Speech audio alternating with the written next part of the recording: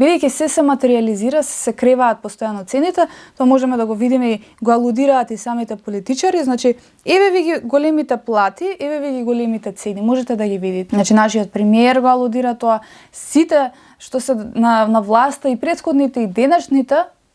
и оние што ќе дојдат идни најверојатно ќе бидат, значи сакаат да воведат некои европски западни вредности на зголемување на плати за наводно поквалитетен живот. А всушност доаѓаме до заблуда дека колку повеќе пари ти имаш и колку повеќе се стремиш кон тој идеал и материјален, богат и удобен живот, ти толку повеќе се оддалечуваш од суштината на животот, бидејќи суштината на животот е токму спротивното. Да се задоволиш со малку, бидејќи тоа било идеал на многу мудри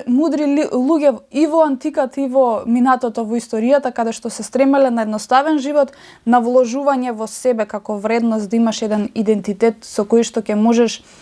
да се воздигнеш себе си како личност, да бидеш своја личност, а не да се стремиш кон повеќе пари. Тоа никаде во историјата го немало на животот на земјата. Значи тоа биле X поединци кои што едноставно доаѓале од сиромашни семејства и на кои што им се пружила можност да направат еве вака брзи пари или да направат да влезат во некој бизнис каде што е материјалистички ориентиран и ги залажува луѓето за естета, за минливи задоволства и така да се збогати, и ги имаме тие материјалисти кои што владееле уште од многу дамнешни векови, меѓутоа биле индивидуалци. А обичниот народ, малиот обичен човек, им влегувал во работни места, работни позиции на овие луѓе